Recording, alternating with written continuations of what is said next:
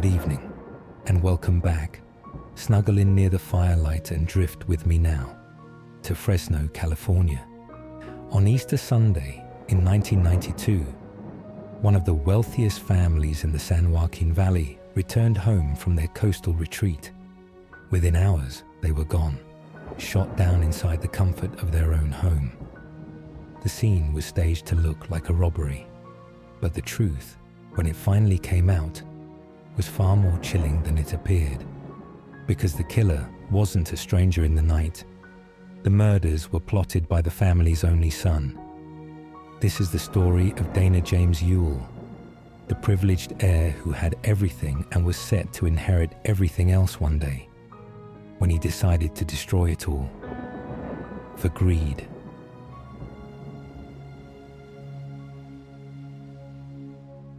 From an early age, Dana boasted that he would be a millionaire by the age of 25.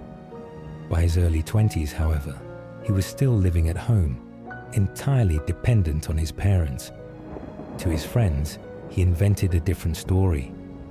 He claimed to be a stock market prodigy, a financial wizard, even the owner of his own aviation business. He wore the appearance of wealth like a costume, but his father discovered the lies. Dale told Dana that when he graduated, the financial support would end. It was time for his son to stand on his own. To Dana, the words were devastating. His parents' wealth wasn't just comfort. It was his identity. Without it, would be exposed as the fraud he truly was. So Dana made a decision. If his parents wouldn't hand him the fortune now, he would simply take it.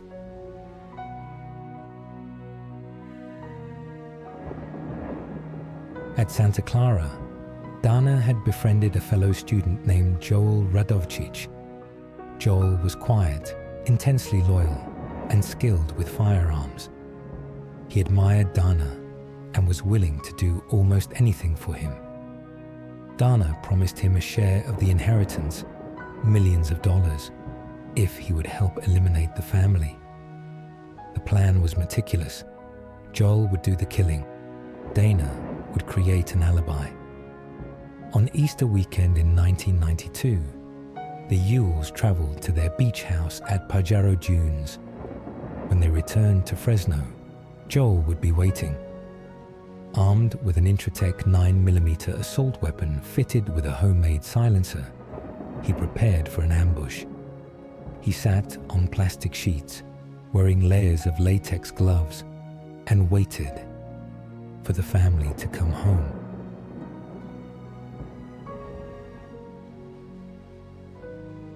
The first to arrive was Tiffany. At 24, she was bright and promising, just beginning her adult life. As she walked into the kitchen, Joel stepped from his hiding place and shot her in the head. She fell instantly. Next was Glee. She entered the den, unaware of what had just happened, but she caught a glimpse of the man waiting for her, a man she had seen before. Just a month earlier, Joel Radovcich had been a guest in her house, introduced by Dana. In that split second, Glee must have realized what it meant. Her son had sent this man to kill her. Joel straddled her, shooting her at close range. She raised her arm in a final, futile gesture to shield her eyes. She was shot 4 times. Then Joel paused. He changed the magazine, pulled on a fresh pair of gloves, and waited again. Dale was the last to come home. He parked his plane at the hangar, drove back, and entered through the garage, carrying a folded newspaper. As he stepped inside, Joel emerged and shot him once from behind. The bullet tore through him before he could react. Dale never knew his wife and daughter were already dead. The Ewells lay murdered in their own home. Dana, meanwhile, was in Morgan Hill, dining with his girlfriend Monica's family, including her father, an FBI agent. His alibi was perfect. The scene was staged as a burglary. Drawers were pulled out, items scattered. But, and here was the mistake, Nothing of value was missing. 2 days later, the family's housekeeper and a neighbor found the bodies. The horror shocked Fresno.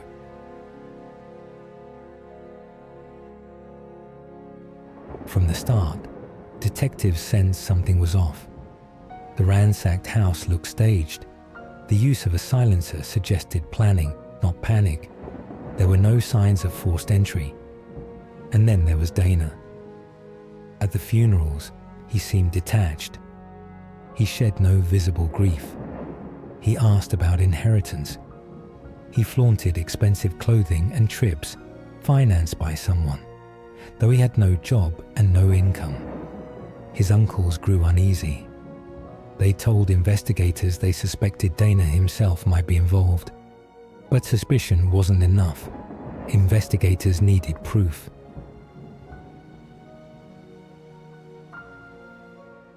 The break came from Ernest Jack Ponce, a friend of Joel Radovcich's brother. Ponce testified that Joel had confessed to him. Joel described how Tiffany was shot first, how Glee recognized him, how he waited for Dale with fresh gloves and a silencer. He described sitting on plastic sheeting and wearing multiple layers of gloves to avoid leaving a trace. The details matched the crime scene. With that testimony, detectives had their crack in the case. Surveillance and wiretaps tied Dana and Joel together.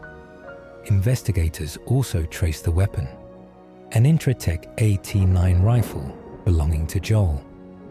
Even more damning, the ammunition matched a 20-year-old box of bullets from Dale's own nightstand, suggesting Joel had stolen them during a prior visit.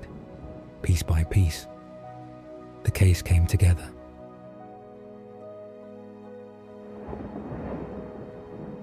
In 1995, Dana Ewell and Joel Radovcich were arrested.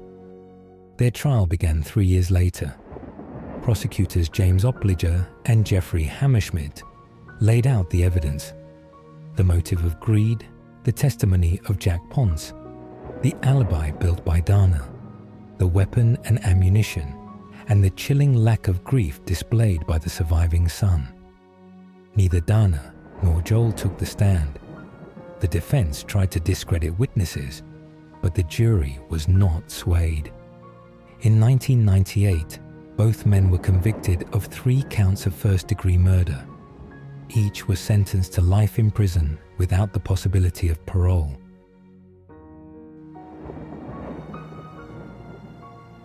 The murders of Dale, Glee, and Tiffany Ewell remain one of California's most infamous examples of familicide.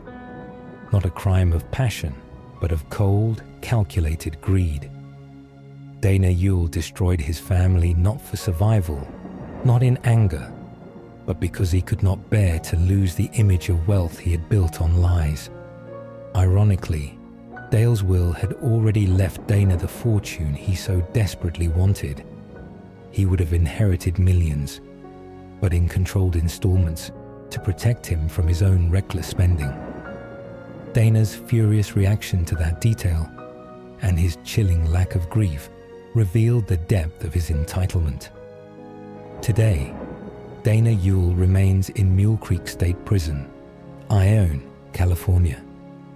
Joel Radovcich is incarcerated as well. They will never leave. The Ewell murders remind us that evil doesn't always lurk in the dark.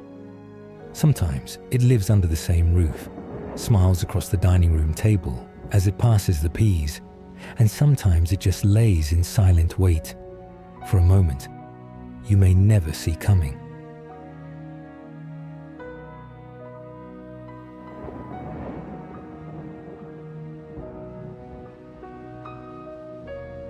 Thanks for listening. This has been Fireside Crime Stories, where the darkest tales are always read by Firelight. If you haven't already, subscribe, and before you drift off, toss a little fuel on the fire. Hit that like button, ring that bell, so when the shadows shift again, you'll be the first to know that another fire's burning and another story's being told. Until next time, rest well.